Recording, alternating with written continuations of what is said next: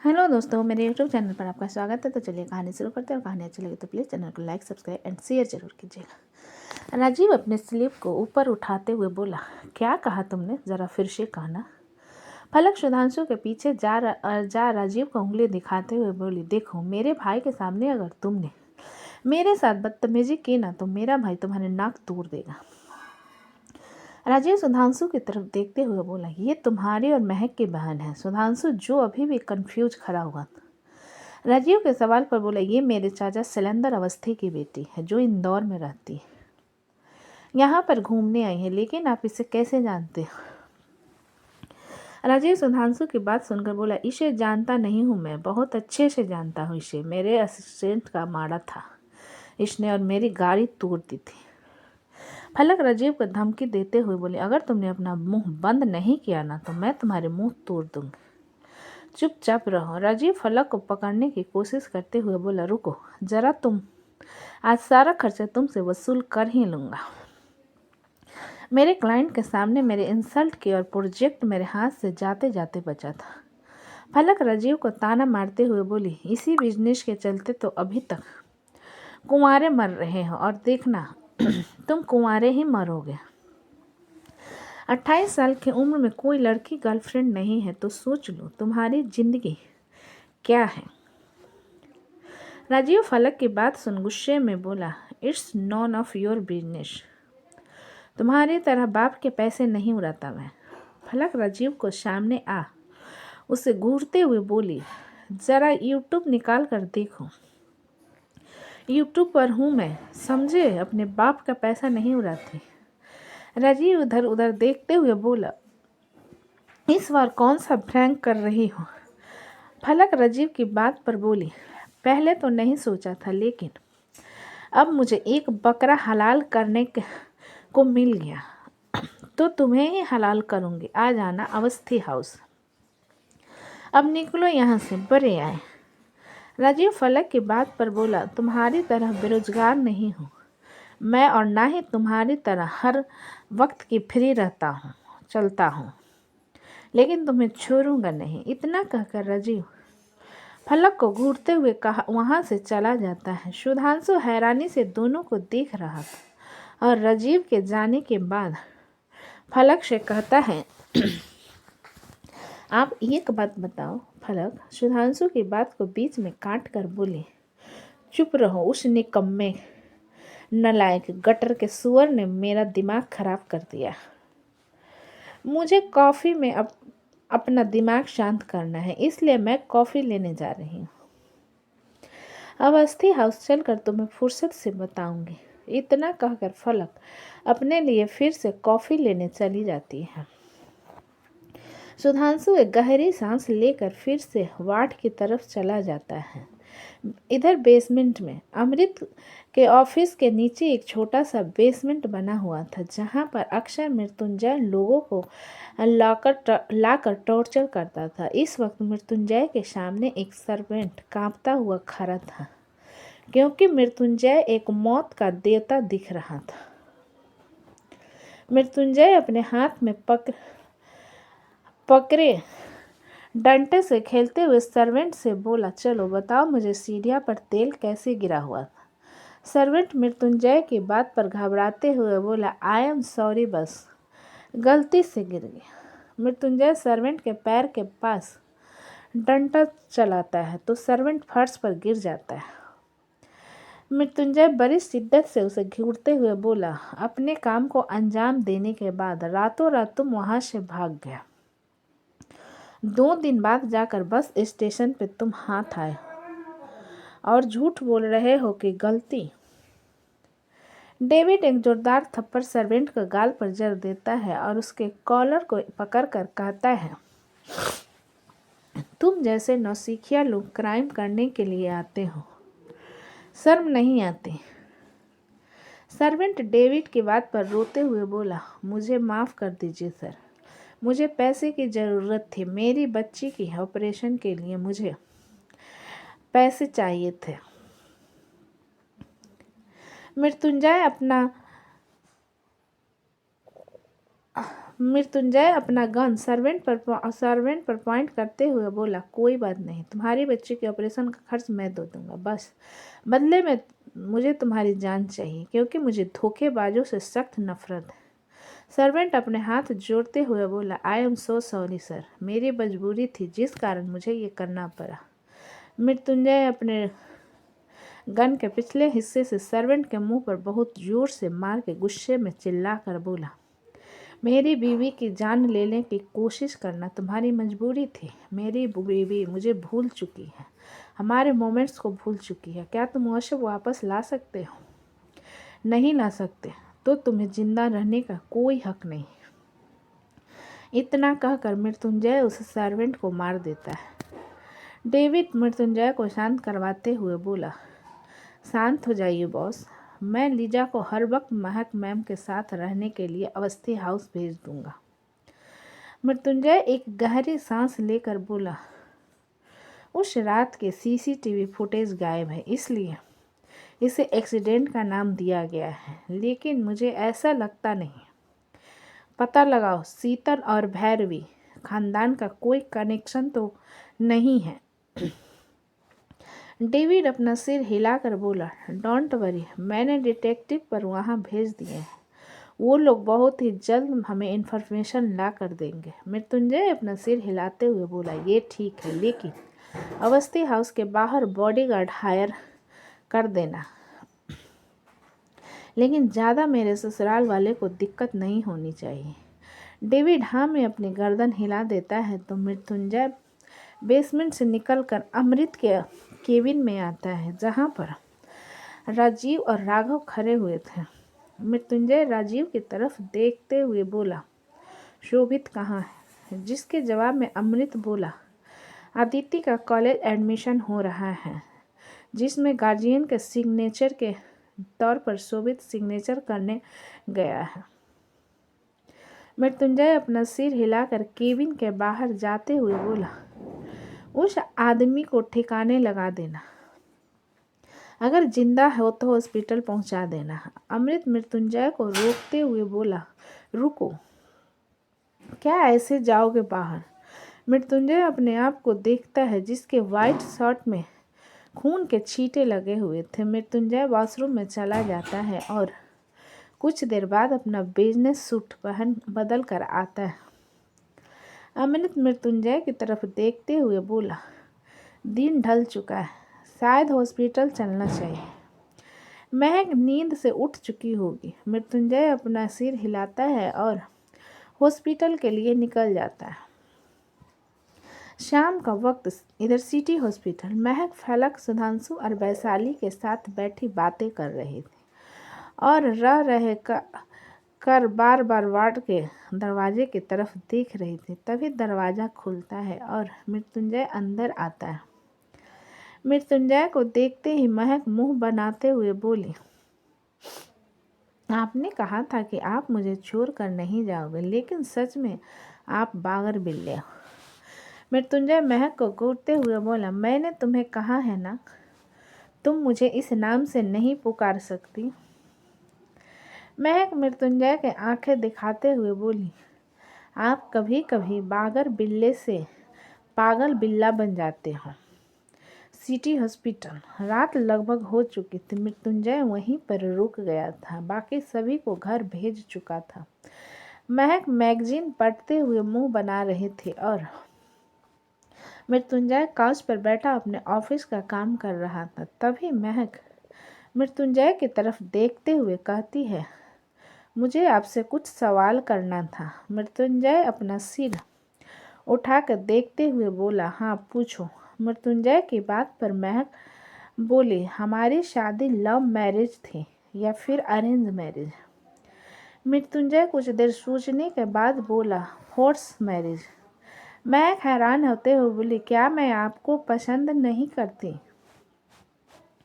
मृत्युंजय अपनी एक आईब्रो ऊपर करके बोला, यू वांट टू से कि मैं तुम्हें पसंद करता? महक अपनी बड़ी बड़ी आंखों से मृत्युंजय को घूरते हुए बोली, आप मुझे पसंद नहीं करते, मैं भी आपको पसंद नहीं करती, तो हमारा रिश्ता कैसा है? मृत्युंजय हल्की मुस्कान के साथ बोला, पागलपंती के जैसा है। मैं गुस्सा करता हूँ, तुम शांत करती हो। महक फिर से बोली, और मैं क्या करती हूँ? मृत्युंजय महक को घूरते हुए बोला, मैं काम कर रहा हूँ ना, इरिटेट करना बंद करो।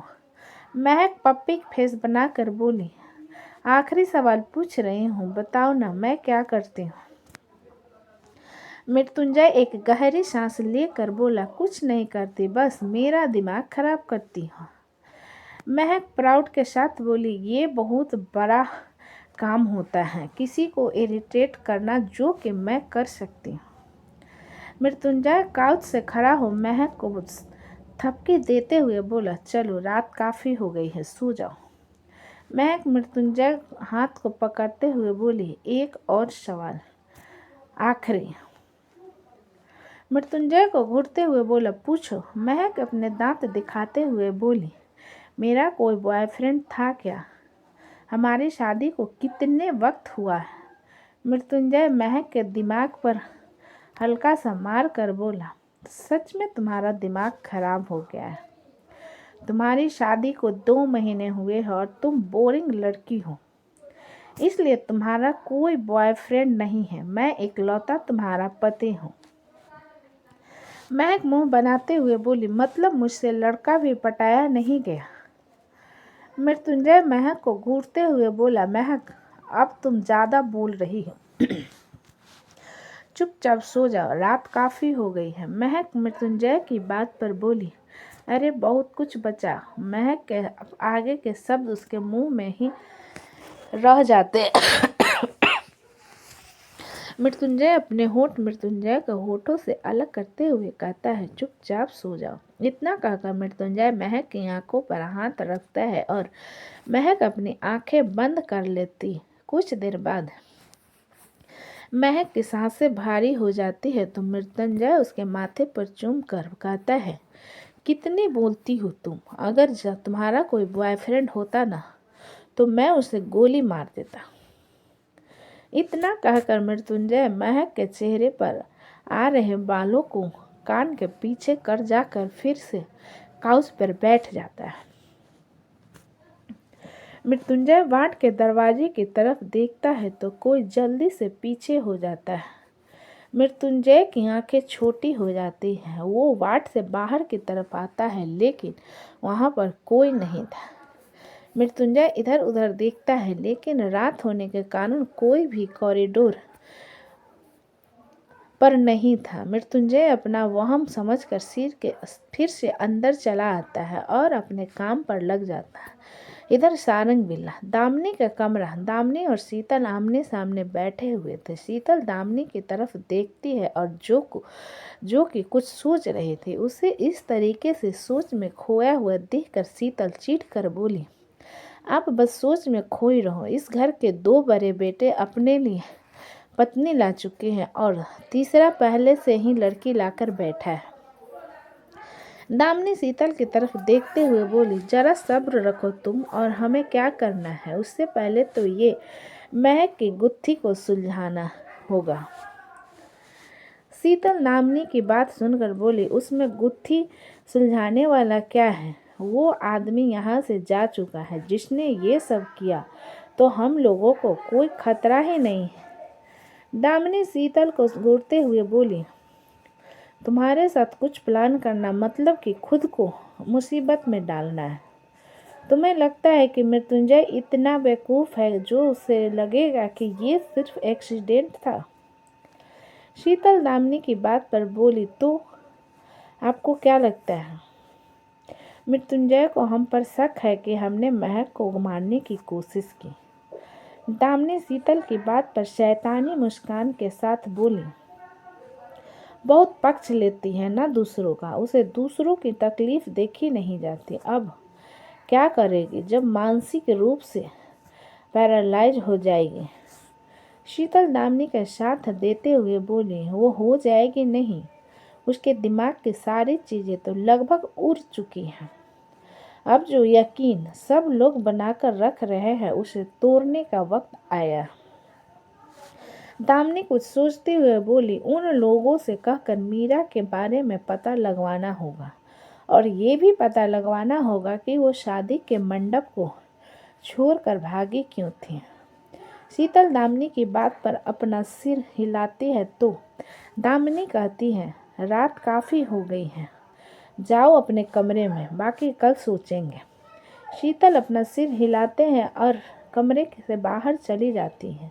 दामिनी अपनी सोच में डूबे हुए बोली, तुम्हें भी तो पता चलना चाहिए महक अवस्थी, जब तुम सही हो लेकिन सभी तुम्हें पागल समझकर तुम्हारी बातों को ध्यान ना दे तो कैसा महसूस होता है। ये कहते हुए दामिनी के होठों पर एक शैतानी मुस्कान आ जाती है। अमृत का कमरा। वैशाली खिड़की के पास खड़ी हुई थी और अमृत काउच पर बैठा लैपटॉप में काम कर रहा था। वैशाली पलटकर अमृत को देखते हुए बोली, तुम बड़े भैया के साथ कहाँ गए थे? अमृत वैशाली के सवाल पर बोला, कुछ क्लाइंट के साथ मीटिंग आ गई थी, इम्पोर्टेंट थी इसलिए गए थे। क्या हो गया? वैशाली अमृत की बात पर एक फॉर्म लाकर अमृत के सामने रख देती है। अमृत एक नज़र वैशाली को देखने के बाद उस फॉर्म को देखते हुए बोला, तुम सिंगिंग करना चाहती हो? अमृत के सवाल पर वैशाली अपना सिर हिलाकर बोली, हाँ, 3 दिन पहले दीदी से बात हुई थी इस बारे में। उन्होंने कहा था कि तुमसे पूछ लो, लेकिन ये सब हो गया इसलिए पूछ नहीं पाई। अमृत फॉर्म साइन कर वैशाली से बोला, जाओ कर लो। वैशाली अमृत की तरफ देखते हुए बोली, इतनी आसानी से मान गए? अमृत मुस्कुराते हुए बोला, जब कोयल बनने की प्रैक्टिस करे तो उसे नहीं रोकना चाहिए। उसे भी तो पता चलेगा न कि कौवा ही रहता है, कोयल नहीं बन सकता। वैशाली टेबल पर हाथ मारते हुए अमृत को घूर कर बोली, क्या कहा तुमने साले? हमको तुमने कौवा कहा? तुमको नहीं पता हमारे पास कितने सारे अवार्ड फंक्शन के ट्रॉफी रखे हुए हैं बनारस में। अमृत वैशाली की बात पर बोला, अच्छा चलो मैं भी सुनना चाहता हूँ कि तुम कितना अच्छा गाती हो। वैशाली अमृत की बात को इग्नोर करते हुए बोली, हमको कोई शौक नहीं है तुम जैसे गधे को टैलेंट दिखाने का जिसके पास खुद का कोई टैलेंट ना हो। अमृत वैशाली की बात पर बोला, मैं किस करना बहुत अच्छे से जानता हूँ। वैशाली अमृत को आंखें दिखाते हुए बोली, वो भी 50 लड़कियों को चूम कर प्रैक्टिस कर रखी है ना सबको, इसलिए आ जाता है तुमको। अमृत वैशाली की बात पर शैतानी मुस्कान के साथ बोला, इसका मतलब तुमने किसी को नहीं किस किया था, है ना? वैशाली बिस्तर की तरफ जाते हुए बोली, तुम जैसे नेवले से हमको कुछ बात ही नहीं करनी, जब देखो घटिया ही चलता रहता है दिमाग। अमृत थोड़ी तेज आवाज़ में बोला, बताओ ना, तुमने किसी को किस नहीं किया ना? मैंने तुम्हारी पहली किस ले ली। वैशाली फ्लावर वास को उठाकर बोली, क्या इसे तुम अपने सिर पर फोड़वाना चाहते हो? अमृत चुपचाप पर बैठते हुए बोला, सॉरी, जाओ सो जाओ वरना मैं मर जाऊंगा। वैशाली फ्लावर वास को फिर से स्टैंड पर रख देती है और अमृत को आंखें दिखाकर चुपचाप बिस्तर पर लेट जाती है। अमृत वैशाली की तरफ देखकर हल्का सा मुस्कुरा देता है और अपने निचले होठ को रख करते हुए फिर से काम करने लगता है। समय धीरे धीरे ढल जाता है। महक मृत्युंजय से बक बक करके उसका दिमाग खराब कर देती थी, लेकिन मृत्युंजय बिल्कुल भी महक के ऊपर गुस्सा नहीं करता, उसके हर सवालों को जवाब देता। इसी तरह 1 हफ्ते बीत जाते हैं और आज महक को डिस्चार्ज मिल चुका था। City hospital. फलक, सुधांशु, मृत्युंजय और अमृत आज महक के डिस्चार्ज के लिए आए हुए थे। हाँ, सक्सेना महक को पूरी तरीके से चेक करने के बाद मृत्युंजय से बोले, मैंने कुछ दवाई दी है जिन्हें रेगुलर इनके घाव के भर जाने तक खिलाना है और 2 हफ्ते बाद इसके हाथ का प्लास्टर निकल जाएगा। महक डॉक्टर सक्सेना की तरफ देखते हुए बोली, सिर को पानी में नहीं भिगोना है ना? महक के सवाल पर डॉक्टर सक्सेना मुस्कुराकर बोले, बिल्कुल सही, बिल्कुल सही। जब तक पट्टी नहीं निकल जाती सिर को पानी में नहीं भिगोना है, और अगर किसी भी तरीके की दिक्कत हो तो मुझे कॉल कर लेना। महक मृत्युंजय की तरफ देखते हुए बोली, मुझे पकड़ो, मुझे चलते हुए जाना है। मृत्युंजय महक को ब्राइडल स्टाइल में अपनी गोद में उठाकर बोला, बिल्कुल भी नहीं, तुम घर चलकर प्रैक्टिस कर लेना, जितना तुम्हें उछल कूद करना है। महक मृत्युंजय के बात पर मुंह बनाती है और वो लोग हॉस्पिटल से बाहर आ जाते हैं। बाहर मृत्युंजय की बुगाटी खड़ी हुई थी। तो दोस्तों, कहानी कैसी लगी मुझे कमेंट में लिखें। अच्छी लगी है तो प्लीज़ चैनल को लाइक करें, सब्सक्राइब करें एंड शेयर करें। कहानी को पूरा सुनने के लिए धन्यवाद।